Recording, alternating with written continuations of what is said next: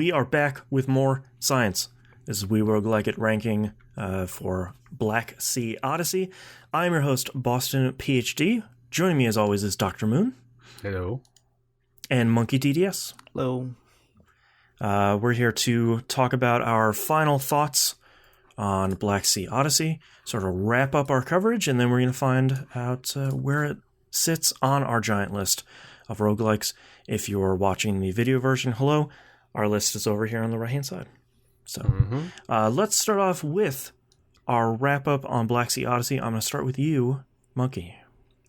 All right. There were a lot of bugs for this game for me.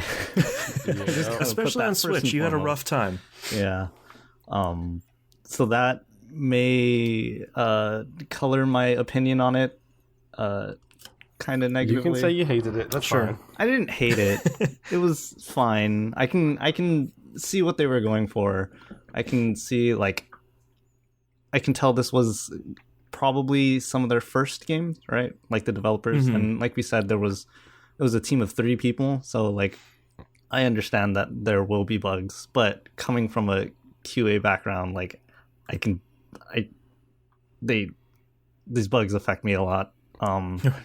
And especially coming off the heels of Solitarica, which is incredibly polished. It's just kind of a big swing. But, like, playing it is fine. Once I got used to aiming, I guess. Not really the controls, because the control okay, but aiming the what is it called? The harpoon. Yeah. At specific things. Once you get that down, the game opens up, I guess, or it gets easier. I say it gets easier, but it gets super hard. Yeah. Oh, yeah. Yeah.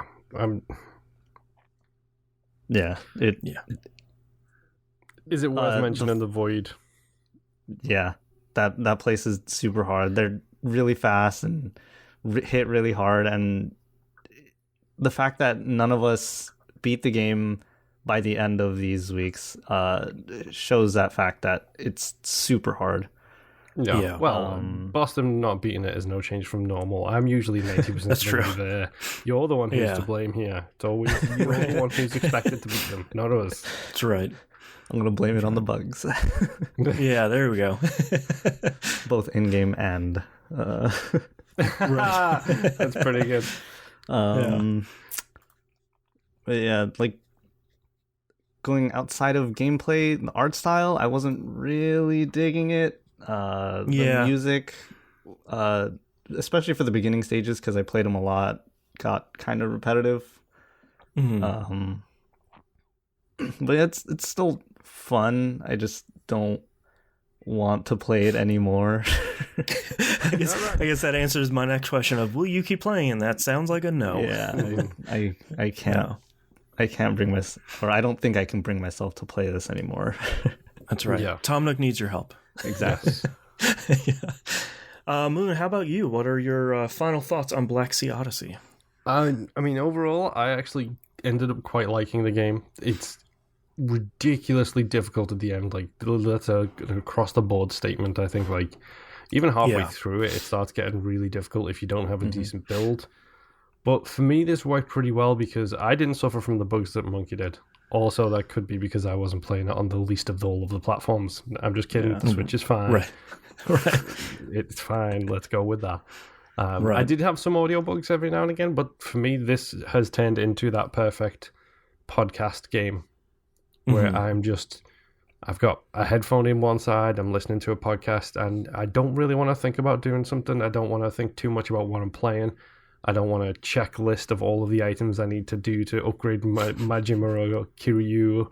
It's just like, I can just I can fly my stupid rocket pack around in space, shoot some monsters, and listen to a couple of podcasts here and there. So it actually, I think I will probably end up being the most positive out of all of us. Well, it's also because this game happened to click with me at a particular time that worked out really, really well. I mean, will I keep playing it? Probably, yeah, because until I get the next, like, switch my brain off game, this will probably be it. It will be a case of, I can do a couple of runs here and there, and a couple of runs here and there turn into 30 minutes each run now for me because I'm getting consistently up to like round 7, 8, and 9 every single time. And it's like, I'm one step away. I'm one step away from literally finishing the game. And it's like, maybe once I've done that, I'll be like, okay, I'm done. I'm done. Yeah. Kind of like me with, what was that one? Dungreed? Or like, I was so close when we were ending, and then once I finished it, I haven't played it since. So, yeah. I never really clicked with this game. I don't think it is. I don't think it's a bad game. I think there are a lot of design decisions that I think I probably would have made differently. I think the tutorial is solid, but I think it misses the out of level experience that needed to be explained a little bit better. Like, I think the map of picking your bounty should go away because it doesn't really serve a purpose. It should be that list of X number of bounties because that gives you the information you need. And it would have been nice for the game to explain, hey, you should probably start with legendary rune drops and then follow that up with keys, or here's why you would want to prioritize one over the other, and here's what elite bosses means, and here's what the difficulty number means, and stuff like that. Like, I'm glad they explained the gameplay, even though it's largely a twin stick shooter plus the harpooning, but the other half of the game would have been nice to get an explanation of, and kind of a little bit of direction on, because I often felt pretty directionless in the game in general. And I think that beginning experience is rough, and I think the beginning of every run felt pretty difficult, largely because the first levels should have been shorter to kind of start getting that upgrade train rolling a little bit faster. Yeah. Because a vanilla blank slate character feels very weak. But as soon as you start getting like you get those first 1 or 2 runes, even if they're not great ones, you immediately feel significantly stronger. And I feel like if you would just have those, you get to that point much faster, then you it's the same problem we're talking about Enter the Gungeon in the previous episode. It's the same problem that Enter the Gungeon has that Binding of Isaac doesn't have. Binding of Isaac's first levels are like 5 rooms. You get an item, you get a shop, you get a boss. Boom, you probably have 2 upgrades already. You get started with your run very quickly. Yeah. I feel like Blacksea Odyssey needed to do that and then lengthen, increase the size of the levels and lengthen the run as it goes on. But the beginning just feels really rough. Yeah. I won't play it anymore. I thought it was fine. I never really hated playing it, but there's so much more other stuff that I need to be playing. Yeah. Nevertheless, would like to play that I really need to. So, with all that out of the way, let's get down to our science. Let's start here at the bottom of the list, since there's some differing opinions here. Is Blacksea Odyssey better than Sunless Sea? Yes. I think, yeah. Okay. Not sure I would agree, but okay. Is Blacksea Odyssey better than Don't Starve? I would say yes. I didn't really click with either too much with Don't Starve, so I think, yeah. Okay. Oops, hold on. There we go. Is Blacksea Odyssey better than Cave Blazers? Yeah.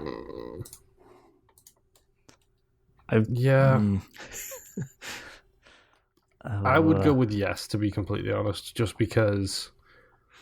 I mean, Cave Blazers is a fun game. It's not terrible. It's not a horrific mess of a game, but I know that I'm going to be the one who pushes this game up the list. Mm-hmm. Like, I know you guys bounced off it a lot, but I would personally say that I probably enjoyed my time with Blacksea more than I did with Cave Blazers. Yeah, I could see that. I'm not sure that Blacksea Odyssey is a better game than Cave Blazers, but I can definitely appreciate you having more fun with it, because I think that's very much part of the equation. Yeah. Mm-hmm. Yeah. Okay, I'm okay with that. I'm okay with either. Yeah, they're very similar to me. Like they have about the same amount of like starting loadout, I guess. So like early run difficulties. Yeah, I don't know. Yeah. Is Blacksea Odyssey better than Riddled Corpses EX? I love Riddled Corpses EX. I genuinely really enjoyed that game. Boy, Riddled Corpses has so much charm. I feel, well, charm, but I also feel like that game gets into it, and when you start getting upgrades, they are immediately substantially impactful. Yeah. Mm-hmm. So even if you start the game back over, which you're going to be doing a number of times, it's when you upgrade your gun from, level 1 to level 2, you are destroying the first 10 minutes of that game. Yeah. I mean, I'm fine with it above it, but I'm also fine if it stops here, to be honest. I think Blacksea Odyssey is a better roguelike than Riddled Corpses, because I don't like roguelikes that you cannot beat on the very first run of a new save. You know what I mean? I see. Like you cannot beat Riddled Corpses on just a fresh plate, right? And I can see Blacksea Odyssey. If you're good enough at the game, you probably can beat it. Yeah. So I think that's a good point. I like that. Yeah. All right. Well, let's scooch that over above Riddled Corpses. Is Blacksea Odyssey better than Galaxy? The presentation on Galaxy is too good. And I Galaxy is punishing in a way that Blacksea Odyssey doesn't really feel like, but that's because you didn't get up to anything past round 5, dude. Let me tell you about round 6, 7, 8, and 9. Yeah, it's just, it's rough. But I feel like Galaxy definitely doesn't suffer from the early run difficulties that Blacksea does. Like Galaxy, you have a lot of your tools, and you can, through thumb skill, as people call it, you can make a run happen through just sheer dodging and slashing and shooting. So I would probably say Galaxy is better than Blacksea Odyssey. I think I would as well, just because I feel like if I was able to get the controls down for Galaxy, I feel like I would really like it, but I just could not control that game. So yeah. All right. Well, it looks like if the list here is correct, it looks like Blacksea Odyssey is our number 15th game, 16th. One of those. Our list is getting big. Yes, it is. Yeah. So that is our list. Don't forget, the next game is Vambrace Cold Soul, that we're going to be playing for probably the next 4 weeks. That's sort of our default, and if it needs a little bit less time, then we always have that opportunity. If it needs more time, then I guess you'll play on your own time, because we have still like 120 games to go through our list. Oh God, the list is insane. It's really crazy. It is. It's really very impressive. All right. Well, thank you very much, everyone, for listening, and we'll see you next run. Bye. Goodbye.